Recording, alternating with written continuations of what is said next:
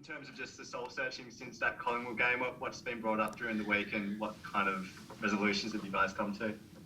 Yeah, a really disappointing game, and I don't think the computer was working after the game, so we missed out on some questions. But yeah, we're disappointed with our efforts, absolutely. So we've reflected on that with our energy, in particular, to perform, and the inconsistencies we're having week to week is something we've got to dig deep on. So we're working really hard on that.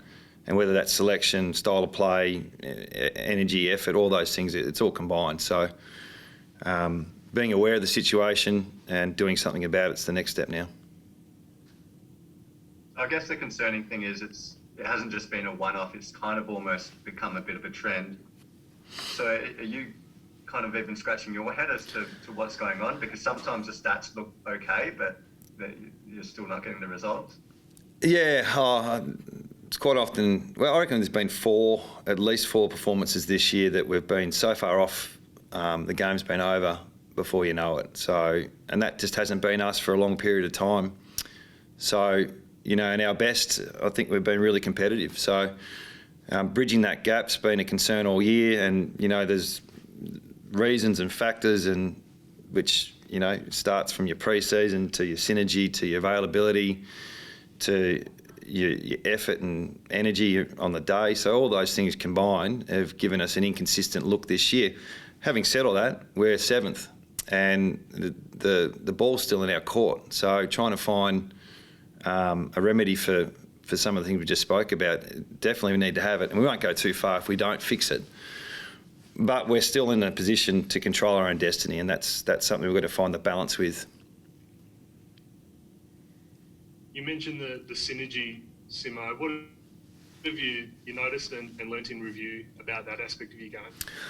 Oh, well, we're missing 5 players for starting 22 this week. It's most weeks we just haven't had the continuity that we would have liked. But I don't think that's an excuse for last week. So I don't think we should be putting a hand up saying, the reason why we were poor against Collingwood in Shanahan's 300th is because of lack of synergy. I don't think that's the reason. I think that was a really disappointing performance that we all accept and take responsibility for, including me and the players. And we need to get better. So, and this week we've got playing one of the best teams in the comp, who have been up and about for a long period of time. So another great challenge for us. I know you haven't finalised selection, but can you describe the balancing act that you face between giving the majority of that team the opportunity to respond versus making some more extensive changes this week? Yeah, we need to pick a team that we think is going to win, and we need to reward effort, and we need to be aware of form that's not there as well. So, and we've got to look at our squad, what's available on the back of it. So, we're working through that. We've got main training tonight, and then we'll have match committee in a more secure sense after that with availability. So it's pretty hard. We're playing Monday, so to make a call today is a bit premature, albeit we've put a squad in that largely is unchanged at the moment. Do you get a sense from the players that they really want to atone for what happened last week? After every loss, I think there's always an element of that. So, obviously, like I said earlier, we're digging a bit deeper about what's actually happening on game day and why can't we arrest momentum and get energy around the contest and the way we want to play. That's what we've worked on this week. Spirit and that type of synergy is really important for us as well. So, we've tapped into that as much as we can, but and you guys would all know it's about what we do on game day. So, talking about it's important, understanding it and accepting it and being aware of it. But we need to action it, and that's our goal this week. Adam, for a lot of seasons now, you've been fighting for top 4 or even top 2 right until the very end of the season. With the top 4 and even the top 6 looking gone now, what can you draw on in terms of motivation or a goal? What are you aiming at? Top 8. Top 8. It's people would our teams underneath us want to be where we are. So as much as we think there's more consistent and better performances in us than we've produced this year. we're still in a position where we can have a successful season. So, yeah, the expectations are always high with us. That's fine. And I think we've given our fans and supporters a lot of entertainment and reward over the years. And at the moment, we're struggling a little bit and we're trying our hardest to stay in the 8. But the ball's in our court and that's what we're looking forward to. On the back of breaking the record membership, 106,000 members, such a magnificent effort from the footy club to get that many supporters and members, and hopefully we get another full house on Monday. We want to reward the loyalty that they've shown us. As you mentioned, fan expectation is always high at the club. I know you don't spend a lot of time on social media, but there's been a sort of a common expression of concern about the future with your list demographics and the fact you haven't been using first-round draft picks recently. Is any of that concern valid, and how are you feeling about the future? Well, you always got to look to regenerate it at some stage, and I don't think we've had a first-round draft pick since Andrew Gaff. So, we've found a way to regenerate our list, and I remember end of 17, the same questions were getting asked about our list, and we did have, I think Drew might have been 40 when he was playing, and Sam Mitchell was there as well, and we had obviously Pritter and some older players retiring. So things can change quickly. Trying to keep an eye on the future is always there for us, and developing some of our younger players is something that we're aware of. And we still think there's some core young players in our group that are going to develop into some really good long-term players for us. But replacing Shannon Hearn and Nat Nui and Josh Kennedy and these types, they're legacy players for our footy club, and that's the big challenge for us. Can we keep producing those type of players in the future? And quite often you have to do it through the draft. So we're aware of all that. We know where we're at. We don't stick our head in the sand, and that's all part of the planning. It's just not going to be done in 1 week. In terms of selection, with there being so few games left for the year, I mean, does it sort of kind of limit what you can do in that space? Do you sort of just have to put it on the guys who have been in the team and say, hey, we've got a couple of games to figure this out and get into some form before finals? There's a little bit of that. I think we've had and we've given opportunity to some of our younger players throughout the year as well. So we've Connor West has come into the side and been really happy with his energy.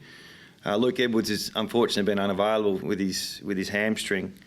Xavier O'Neill's been playing senior. So we've got some kids' exposure this year. Luke Foley earlier on. So that's been there. But we want to play our best side that we think is going to beat Melbourne. And we also want to grow our young players as well. So we'll find that balance at match committee today. But some of our senior players who might not be in the best of form, they haven't let us down for too long, too often. I've said this before. And we'd like to think there's still plenty of good years left with some of our older players. So, yeah, it's not just this week, but, yeah, we're aware of it. Adam, could we get just a comment on the challenge of taking on Melbourne? Clearly they've got strengths across the ground, but what are particularly some of those elements that you try and take away from them?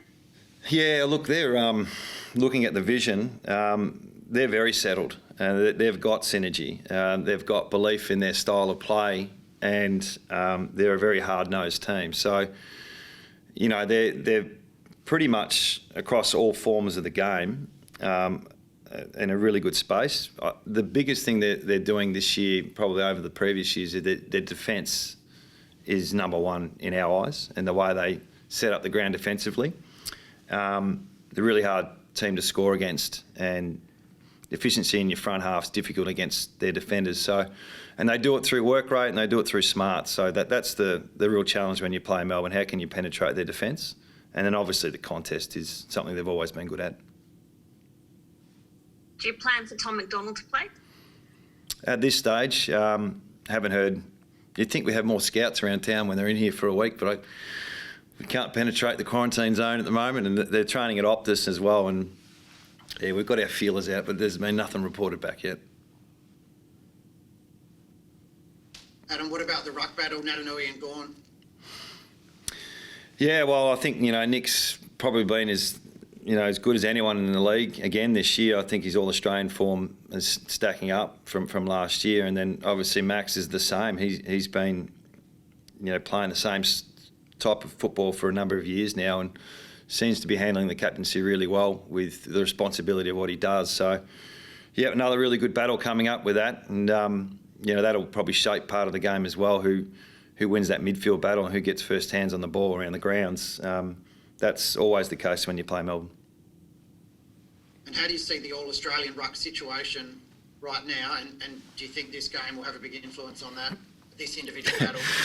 How do you reckon I see the All-Australian ruck situation? I think Nick, obviously I get to see him every week. I think he's been one of the better players in the competition, not just ruckman. So I might be a little bit biased on it, but I'd be picking Nick straight away.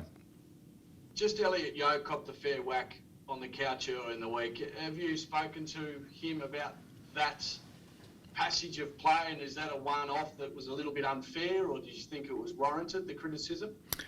I've got no idea what you're talking about, Lockie. I don't watch that. So well and truly though, we reviewed the game, and everyone was held accountable. So you're going to find moments of everyone at some stage in a game that doesn't stack up, and that happens. When you lose like that, you got to accept the fact you're going to get criticised for it. So it doesn't change the way we review, and it doesn't change our process. But there's elements of last week we're all disappointed in. So that's part of our process, and no one gets through scot-free anymore with the vision we get. And just last one, there's a bit of talk AFL Grand Final here in Perth. Does that give you a little bit more motivation in the coming weeks to get there? Oh, you just hope that if that does happen, and we hope everyone's handling it as well as they can over in the east. But it'd be great to play a final series in WA. We've just got to be in it. That's what we're fighting for. So, as much as I think it'd be really good for our state, my priority and our priority is to be part of it wherever it is. Do you expect Shuey, Barras and Ryan to all come up for the Derby? We're hopeful. Yep, absolutely. There's one more there too. I can't remember. But yeah, those guys we're thinking are available next week. It could be a short break, so I think it might be a 5-day break going into the Derby. So we need to plan that well. Is a Saturday on the cards for the Derby? I don't know, but it could be. So we haven't been told. But we're playing Monday, so whatever happens, it'll be a shorter break. So it'll be Saturday or Sunday, I'm assuming.